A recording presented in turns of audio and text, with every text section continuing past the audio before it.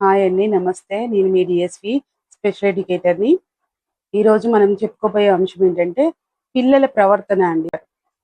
Parents రెస్పెక్ట్‌ఫుల్‌గా మాట్లాడడం నేర్పించి, పిల్లలకి మోరల్ వాల్యూస్ నేర్పిస్తేనే బయటకొచ్చిన తర్వాత బయట పిల్లలతో కూడా అలాగే మాట్లాడగలుగుతారు. తల్లిదండ్రులే సరిగా కరెక్ట్‌గా మోరల్ వాల్యూస్ లేకపోతే పిల్లలు కూడా మోరల్ వాల్యూస్ అనేది ఉండవండి.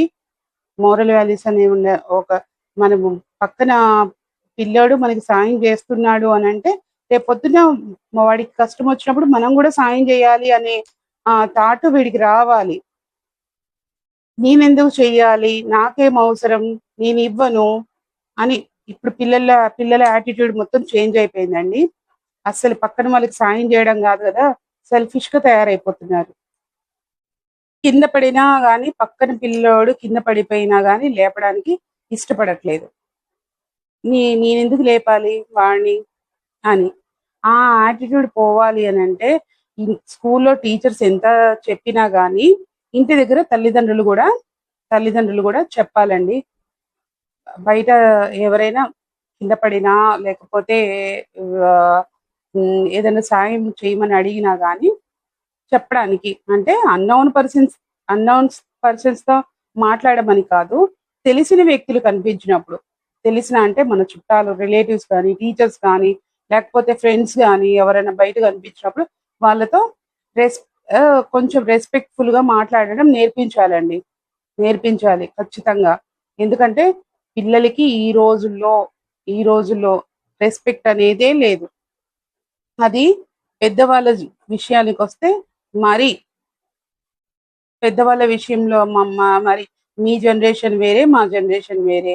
ఆ మీరు చెప్పినట్టు మీరు వినాలా. మీరు అన్న మీరు అన్న బహువచనం ఫ్లూరల్ ఎప్పుడో మానేశారు. నువ్వు అన్న సింగులర్ ఫామ్ లోనే మాట్లాడుతున్నారు పిల్లలందరూ.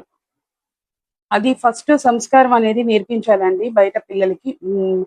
తల్లిదండ్రుల పట్ల రెస్పెక్ట్ లేదు, టీచర్ల పట్ల రెస్పెక్ట్ లేదు, బయట వేరే వ్యక్తుల పట్లన రెస్పెక్ట్ లేదు.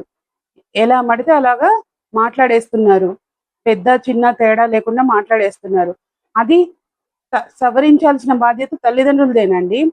తల్లిదండ్రులు ఎదుటి వాళ్ళకి ఎలాగ రెస్పెక్ట్ ఇస్తుంటారో దాన్ని చూసి పిల్లలు నేర్చుకుంటారు. పిల్లలు రెస్పెక్ట్ ఇవ్వట్లేదు అని అంటే అది ఖచ్చితంగా తల్లిదండ్రులదేనండి తప్పు.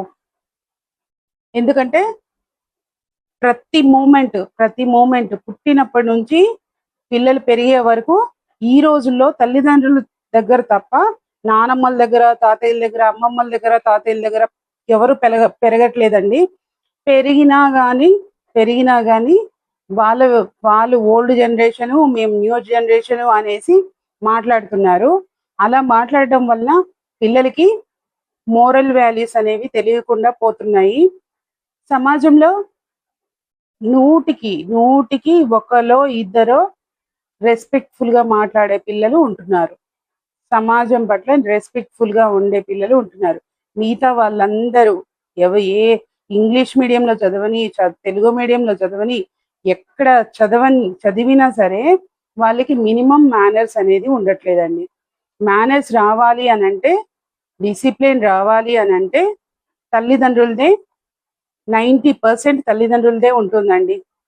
90% తల్లిదండ్రులదే ఉంటుంది. ఎందుకు అంటే మనము మంచి విలువలతో కూడిన విద్యను నేర్పించాలి. మంచి విలువలతో కూడిన విద్యను నేర్పించాలి అని అంటే అది ఓన్లీ తల్లిదండ్రుల వల్లనే అవుతుందండి. తల్లిదండ్రులు